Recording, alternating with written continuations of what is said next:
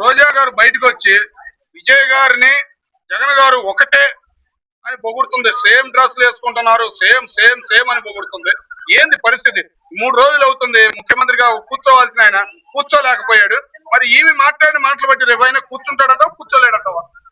అసలు విషయం ఏంటంటే ఏమంటే ఆ రోజా విజయ్ అనే పేరెత్తిందో ఆ దరిద్రం ఆ మాట ఇప్పటి వరకు ఇంత లేట్ అవుతుంది. ఆ పేరు కూడా ఎత్తకుంటే ఈ పాటికి సీఎం అయ్యేటోడే. ఎందుకు ఆ నోరెత్తిందో ఆ పేరు ఎందుకు పలికిందో అర్థం కావట్లేదు. జనాలకి ఇప్పటికీ అదే అర్థం అవుతలేదు.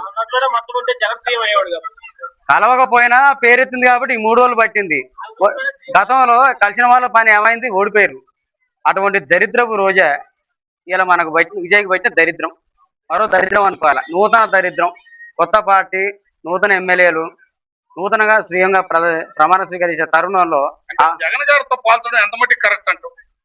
జగన్కు విజయ్కి ఏమైనా తేడా ఉందండి? జగన్ ఎవరు? ఆంధ్రప్రదేశ్. విజయ్ ఎవరు? తమిళ్. వాళ్ళ రాజకీయ ప్రజలకు మన రాజకీయ ప్రజలకు ఎంత తేడా ఉంటుంది? బుద్ధున్న వాళ్ళు ఎవరైనా జగన్ను విజయ్ని పెట్టి పోలిస్తే ఇంతవరకు రోజున ఎంతమంది తూతూ అన్నారు? మీ అందరికీ తెలిసిన విషయమే. ఇప్పుడు చెప్తూ కొడతామంటారు. ఏం చేద్దాం? చెప్పులు పట్టుకొని పోదామా, తూతు అని ఇన్న ఉంచి పోదామా? చెప్పండి మీరే. ఎందుకంటే అవసరం ఆ రోజుకి అన్నీ. నువ్వు ప్రతిదానికి ఏలు పెడతావు, మురక చూస్తావు, నచ్చితే పోతావు, నచ్చకుంటే బయటకు వస్తావు. ఎందుకు నీకు ఇది తలకపు? పోయిందని కాదు, ఉంటే ఉన్నదాని కాదు, ఏదో నన్ను జనాలు గుర్తిస్తలేరు అని ఒక ఆలోచన తప్ప నీ పక్కన ఉన్న డ్రైవర్ నేను గుర్తిస్తలేరు. ఏం చెప్తాం? నేను మొన్న బజారు పోతే రోజా పూలు ఒకటి అంటుండు. ఈ రోజా ఇటు చూసారు పువ్వు బాగుంది కానీ రోజా పేరు ఎత్తగానే ఆ పువ్వులు కూడా తీసుకోకుండా వచ్చిన. మరి ఏం చేయను? అంత దరిద్రపు పేరు అయిపోయింది. రోజా పువ్వు ఎంత అందంగా ఉంటుంది, ఎంత ముద్దుగా ఉంటుంది. నువ్వు కూడా ఒకప్పుడు రోజా అంటే పువ్వులు అంటే అందం. ఆ అందానికి నీ మాటలకు మొత్తం పోగొట్టుకును.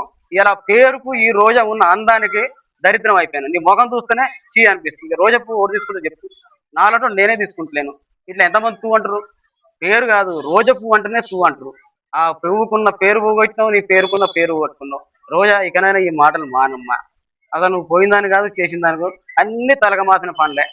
ఎందుకు జనాల్లో పడాలా? లేకపోతే రోడ్డు పాడు, జనాలు అందరు చూస్తారు. రోజు పొద్దుగాల ఓ పని చేయి, ఇష్టకాంత పార్టీ దగ్గర రోజు రా, నేను చూస్తారు, పోతారు. ఆ పనన్న చెయ్యి. ఎందుకు మాకు ఈ తలకాయ నొప్పి? ఎవడు గెలిచినా అలానే ఎలి పెడుతుంది, ఎవడు పోయినా అలానే ఎలి పెడుతుంది. బతికున్నోనికి, సచ్చినోనికి, లేచినోనికి, ముసలోనికి, కుసలోనికి, లేవలోనికి కూడా రోజా అంటే చీ అనే పేరు వచ్చాయి.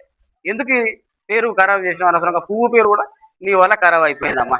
ఓకే సార్, అట్లాగే రేపు జరగబోయే పంచాయతీ ఎలక్షన్ లో జగన్ గారు బహిరంగంగా మోగిపోతున్నారు, భయంకరంగా గెలుస్తారు అని అంటున్నారు. మరి గెలుస్తారంటారు, ఓడిపోతారంటారు? ఆ మాటలకు ఆ భయానికి పారిపోతారు, తప్ప కూడా రారు.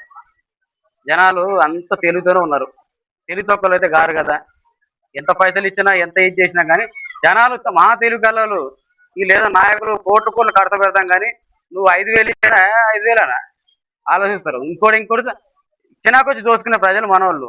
ఒకప్పుడు రాజకీయ నాయకులు దోసుకున్నారు, ఇప్పుడు జనాలు దోసుకుంటారు. గుర్తుగా తెలివి కళ్ళు తెలివి తక్కువ ఏం లేరు. మీరు తెలివి చూపిస్తారు కానీ జనాలు చాలా తెలివి కళ్ళు.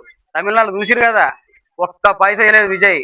ఒక్క మతం పేరు చెప్పలే, ఒక్క కులం పేరు చెప్పలేదు. జస్ట్ విజయ్ నేను చేస్తాను, నేను చెప్తాను అనే ఒక నినాదంతో వచ్చాడు. వీళ్ళు ఎంతమంది గెలిచిరు? 26 మంది దళితులు. సిగ్గుండాలి మన తెలుగు రాష్ట్రంలో. ఒక దళితుని టికెట్ ఇవ్వాలంటే వాడు దళితుడురా, వాడు ఆకులో పోడరా, ఇతరులు తక్కువ పనులే. అక్కడ చూడు, వాళ్ళని చూసినా సిగ్గు తెచ్చుకొని జనాలు ఉన్న పేరు గల వాళ్ళకు మంచోనికి నాయకుడు టికెట్ ఇవ్వండి. ఇప్పటికైనా మార్పు వస్తుంది, కుల మతాలు పోతాయి. ఓకే సార్, చివరికి జగన్మోహన్ ఇప్పుడు టీడీపీ పిల్లలందరికీ 13,000 వేస్తుందా? గ్యాస్ బండ డబ్బులు పడుతున్నాయా అంటే పడతం లేదు, పిల్లలకి వేయట్లేదని వైసీపీ వాళ్ళు ఇప్పటికే అంటున్నారు. దాని గురించి ఏమంటారు? మీకు తెలిసిన వాళ్ళకి ఎవరికైనా పడ్డాయా నిజంగా? నాకు తెలిసి అయితే కొంతమంది పడ్డాయి అంటున్నారు, కొంతమంది పడలేదు అంటున్నారు. ఇప్పుడు పడ్డోడు పడ్డాయని చెప్తాడు, పడనోడు పడను అని చెప్తాడు. కానీ ఇక్కడ కూడా ప్రభుత్వాన్ని విమర్శిస్తానికి పడి కూడా పడలేదంటే మన అసంటల గురించి మనం ఏం మాట్లాడతాం? పడలేదని చెప్పిన వాడిని తప్పు పడదామా? పడ్డా కూడా పడలేదంటే వీడిని తప్పు పెడదామా? ఇప్పుడు ఎవరిని ఏం చేద్దాం చెప్? ఏదైనా అది న్యాయం, నీతి, నిజాయితీ అనేది తీసుకుని అనుకుంటుంది.